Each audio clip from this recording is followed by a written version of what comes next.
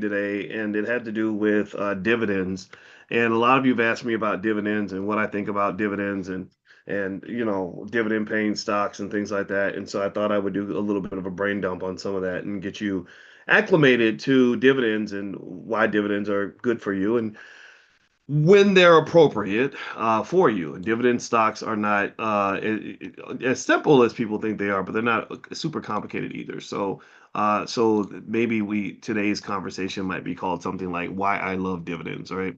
So I'm sending out a text message really quick. I want to remind everybody also, don't forget that later on today at noon Eastern, we're doing a stock market investing class. So you can bring all your questions, ask me about stocks. We can talk about whatever you want to talk about. And also, I'm thinking that since Black Wealth Bingo was such a hit, I'm going to bring it back today and we can do Black Wealth Bingo and go through some different concepts and ideas on investing that we can learn while we also try to kick each other's ass with bingo cards. So if you're interested in that and that's your thing, feel free to go to drboystockmarket.com and you can do a free trial. And one membership is for will feed the whole family. So you don't have to sign up. If you have three people in your house that want to participate, you can all share the same login. So feel free to do that as well. drboystockmarket.com. All right. So how many of you own a stock that pays dividends right now? Give me a yes in the chat if you have any stocks that have offered you dividends or brought it up to you or sent you an email about dividends or something like that. Anybody? Give me a yes or no. All right. And I asked that because a lot of you have probably been asked if you have a dividend paying stock, a lot of times they're going to ask you, well, what do you want to do with your dividends? Do you want to reinvest it or do you want to take the money, right? The hard part about that is that typically the amount of money you get from dividends, unless your name is Warren Buffett, the amount that you receive is not going to be an amount of money that's going to kind of rock your world or blow your mind.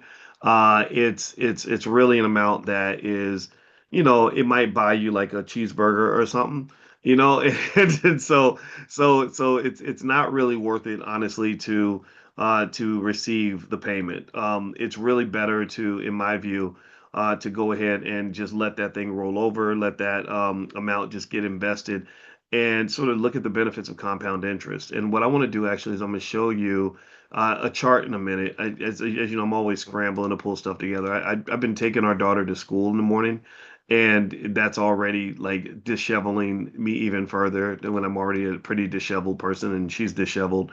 So we both end up just kind of being all over the place. But yeah, so that's why I'm clicking around.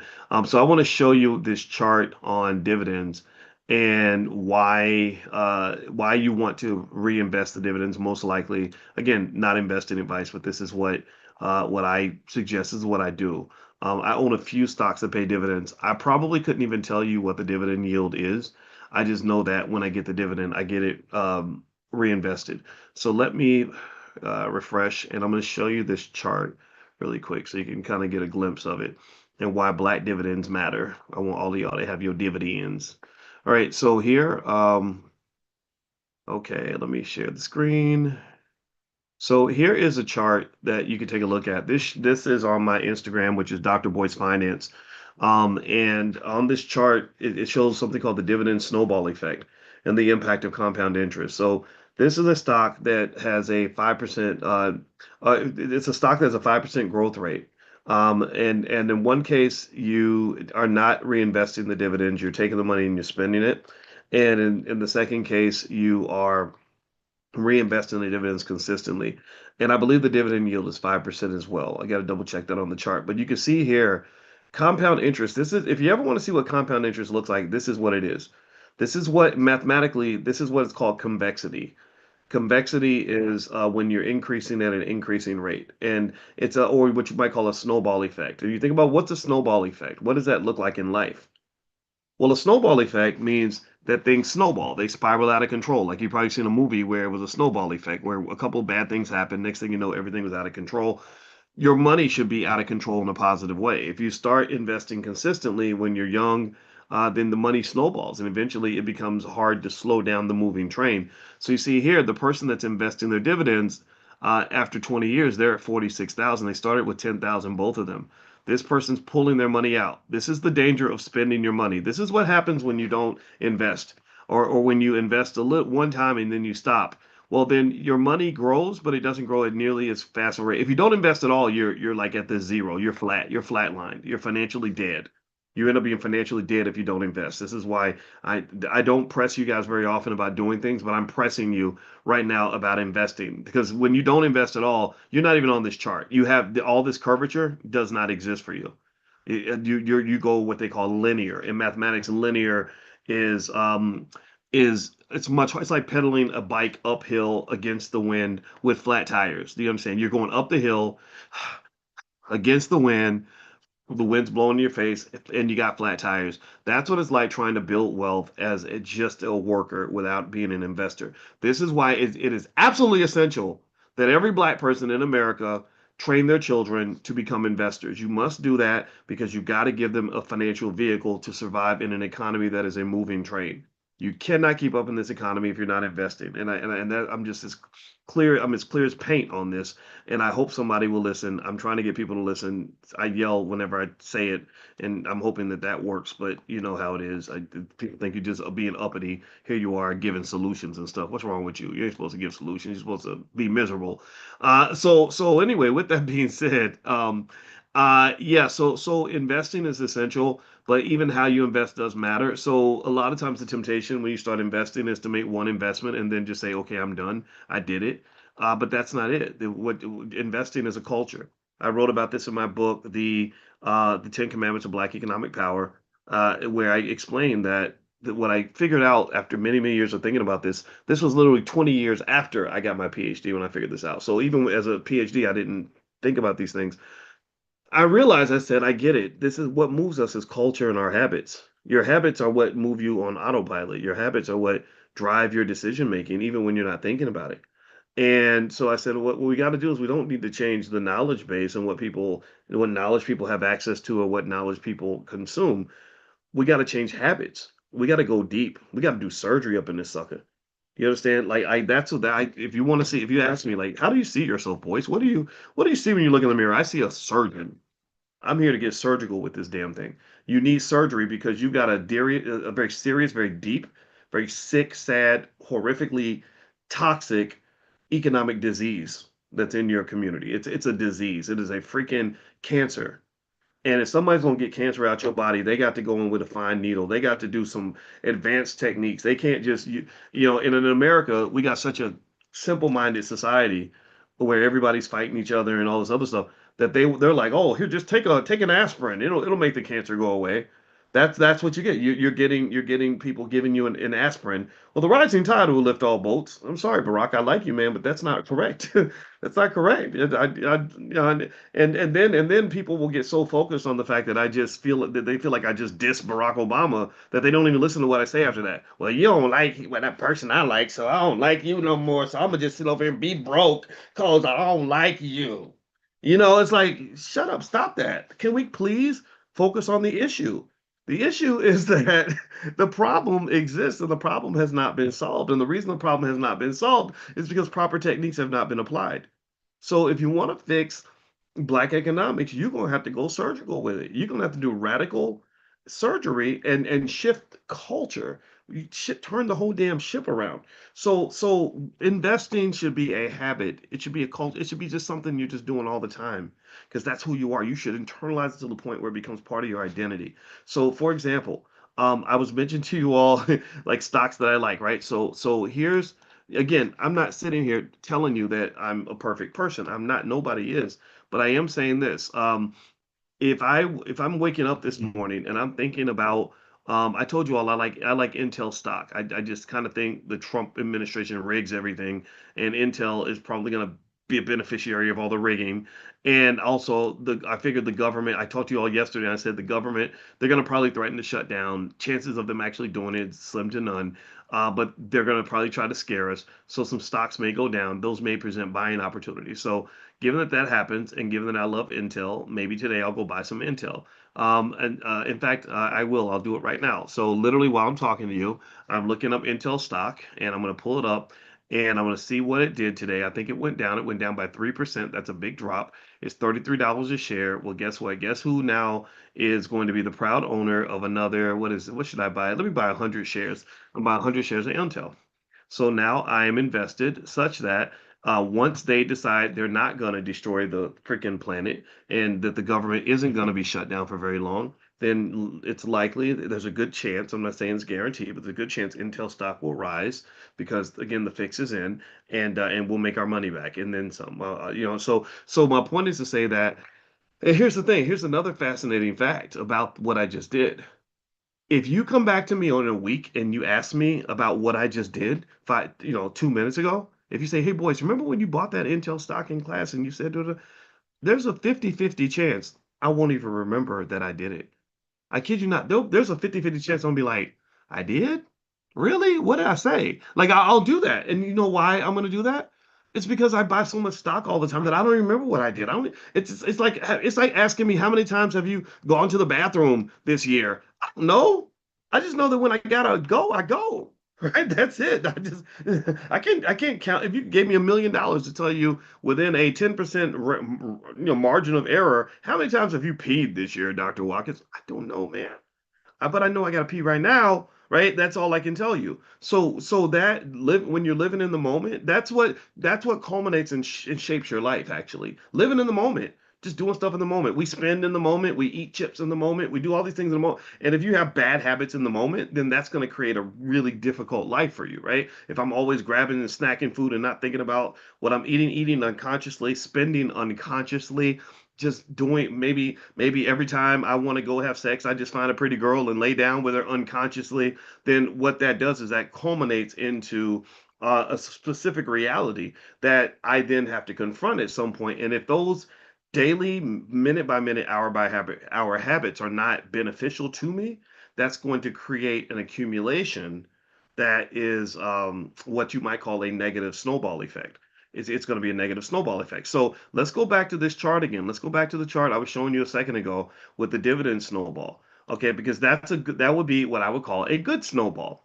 And a good snowball is where you're doing little things over and over again, not even thinking about it. Your subconscious and your unconscious mind are working in your favor as opposed to working against you. So because you've been subconsciously putting money consistently, your dividends consistently back into the stock, then 20 years later, you're in a much better place than the other person who just invested and spent all their dividends. And then if you really want this 46K to even double and triple and go higher, then you don't invest one time here and then reinvest the dividends. You invest here and then you just keep investing every month consistently. And then that's how that 46,000 becomes 300,000, 400,000, 500,000, a million, or whatever your number is. So the dividend snowball effect shows the effect of long-term consistent investing.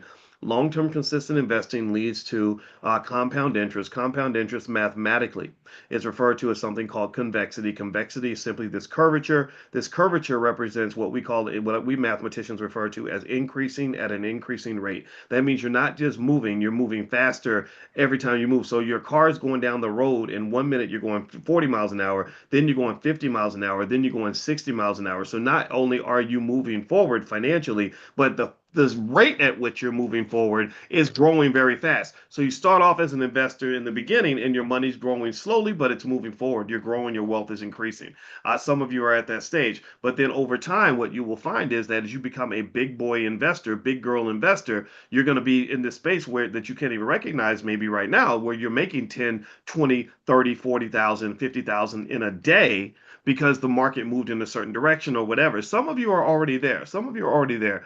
And you don't believe me. I grabbed, remember yesterday I asked you all to kind of share with me some of your money stories and put them in the chat so people would know that we're not just making stuff up here, that we're actually not just good at what we do, we're actually getting results. Let me show you all some of your comments. And if your comment comes up, I hope this doesn't embarrass you, but I was really proud of what I saw. This is just a sample. There was hundreds of these, hundreds of comments like this from yesterday alone. So this person, Lisa Walker, says, I made close to $10,000 this year just from listening to Dr. Boyce in the mornings, winning. Antoinette Buford Travis says finances have increased by 10 to 15K within the past year. Let's see. Philip says my wife's consistent stock options income is $500 to $1,000 a week. I'm sure Philip would not be lying on his wife. Russell and Williams says, I am up by 2,200 in my Robinhood account. I have not cashed it out though.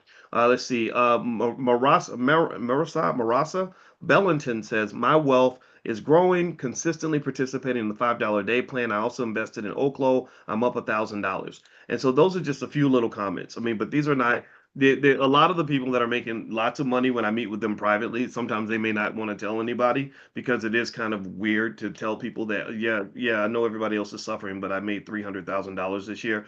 There are people like that in this room. I promise you. I put it on a stack of Bibles. There are people in this room where I sat down with them and I was super proud of them because they were doing well. And I think black people should be doing well. I think wealthy is the new black. Investing is the new black. I think cash flow, economic empowerment, freedom is the new black. And in order to get there, though, we're going to have to confront bad habits and bad unconscious choices that are being made that are putting us in scenarios that we don't deserve to be in. And I hope that you agree with me on that. And I assume that that's why you're here, and that's what we're aiming for. Okay, so let's talk a little bit more about dividends for a minute. And again, if you want to join us this afternoon for stock market investing class, you can go to drboycestockmarket.com. And also, I want everybody to know, if you want to know what I was working on yesterday, I was working on an app. I call it Oink. For those of you that like stock options, maybe you'll like this. Guess what Oink stands for? Like piggy bank, Oink. Like an Oink is options income calculator. So since so many of you are asking me things like, well, how do I make $1,000 a week selling options? How do I make $2,000 a month or whatever? I said I should just create like an options income calculator. So with this Oink, you can put in a stock and it will show you. It'll ask you, do you want to make money weekly or monthly? And then it will tell you how much money you can make based on certain outcomes. So I did that. I was working on that the last couple of days, and it should be ready in the next few days. So those of you who are interested in options, feel free to go to drboyceprime.com, and I'm going to release the piggy, and we can go out here and get rich. All right. So a few things about dividends I want you to know. So the first thing is that dividends are cash flow. So what dividends represent the companies paying out money that they have earned. They've earned this money and they're giving it back to the shareholders. So when a company, one thing you got to remember is that when you own stock, you are the owner of the company, not the managers, not the CEO, not the vice president. You own that company. They work for you, which is pretty powerful, right? So literally, if enough black people own shares of a certain company, well, that's kind of a black-owned business. Like that, if you buy shares of Microsoft, that little section of Microsoft that you own is black-owned. That's because you're the owner and you're black. Now that's different though, obviously, from you having direct ability to influence their hiring decisions and things like that. But shares do allow you voting rights in many cases. So to that extent, you have some ownership in this behemoth of a company. And so what happens is that the company, when they make money, they have to decide, what do we do with this money? Do we hold on to it so we can reinvest it and grow the company, or do we pay it out to the shareholders, let them have their money back so they can do other things with it? Well, that's what a dividend is. It's the company giving shareholders their money back. And so companies that tend to pay dividends tend to be companies that are not growing. Growing companies are like growing babies. They want to scarf down all the food, and they so when they get the financial food, when they make the money, the growing baby needs the money to keep growing. Small companies don't pay high dividends. A lot of tech companies don't pay high dividends, especially growing tech companies. But mature companies, what they call like companies like that they might call dividend aristocrats, like Coca-Cola is one. Coca-Cola loves to pay dividends, and they pay really big dividends, and they've raised their payout every year for over 25 years. Johnson and Johnson is another company that's considered a dividend aristocrat. In fact, I made a list of high dividend stocks. I will send that list out to you guys via text. So make sure you're on the text list for this class. Just text the word morning to the number 87948, and you'll receive that via text. Morning to 87948. Let's see, what else should you know about dividends? Reinvested dividends. Basically what happens is when you reinvest the dividends, you're using that to buy more shares in the company. So if it's a quality business and the business grows, then your wealth will grow. But the thing about dividends, one thing you should probably remember too, is that a high dividend does not mean that that's a good company to invest in. Sometimes the dividend yield, which is the amount of the dividend divided by the stock price, can go up because the stock price has gone down, right? The yield can be really high because the company is in trouble. And so when a company's in trouble and you're leaning on their dividend, then that can be very risky because that company may have trouble maintaining the dividend. The companies do a lot to try to maintain the dividend because when they cut the dividend, that's considered a bad signal to investors. That's like telling investors, "Hey, we're struggling, we're a little worried, we're not doing so good," and that can make investors a little nervous and worried, and so companies will be very hesitant to cut their dividend. So when they finally cut it, that's when investors say, "Uh-oh, that's a big problem because we know that was like a last resort sort of move." All right, so let's see here. Last piece is that dividends are beneficial because they can outpace inflation sometimes, right? So really that idea of keeping up with inflation is owning assets, or if you have assets that pay dividends, the dividend amounts will go up. So here's the thing. One of the little gripes I would have with America that I think makes America patently unfair financially is the fact that inflation rates can be super high, but workers' wages aren't sort of being forced to keep up with inflation. I think that's unfair. I really do. And the thing is that what is true though is that this isn't true for everybody. Investors in dividend-paying companies, they get pay raises every year, and the pay raises, they're much stronger than inflation. So if you are an investor in this company in this country, you kind of get first class treatment by the American economy, and that's another reason why I really want everybody in your family to invest, because workers are not supposed to be the beneficiaries of America, at least according to the way the system's developed. It's not, I didn't make the rules, it's just the way things work.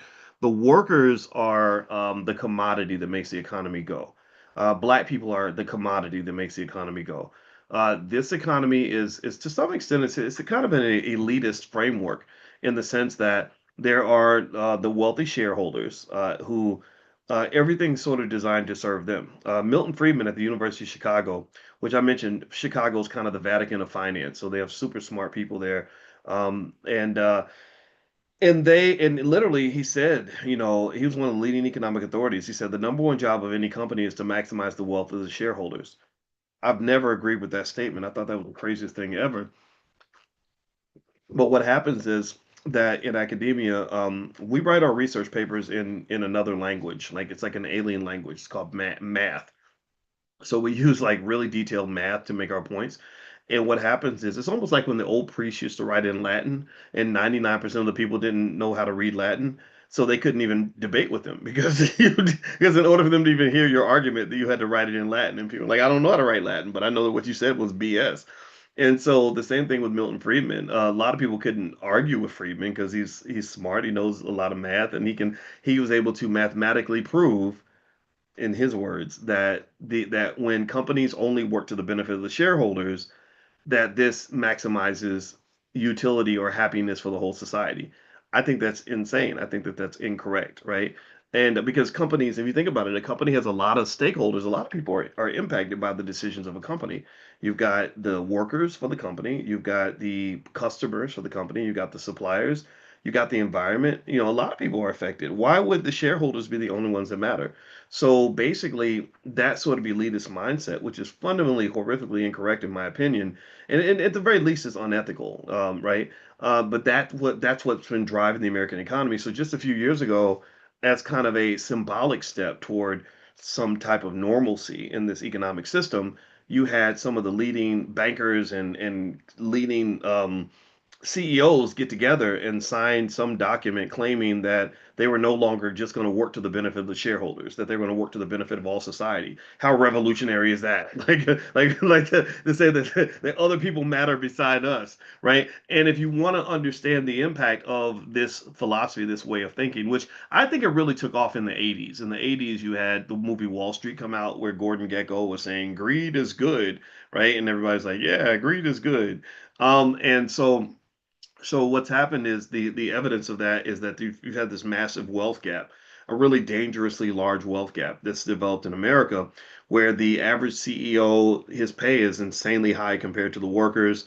The average investor's wealth is much, much higher than the average workers. And so, for those of you that really want to understand how this game works, you really want to get on that investor side of the economy. You don't want to be on the worker side. That's the dark, dirty, difficult side of town. It doesn't mean you're not worthy. We know workers. We can't do anything without workers. but it's designed so certain people accrue most of the benefits. And this leads me to have what sometimes can sound like unpopular opinions about things like integration.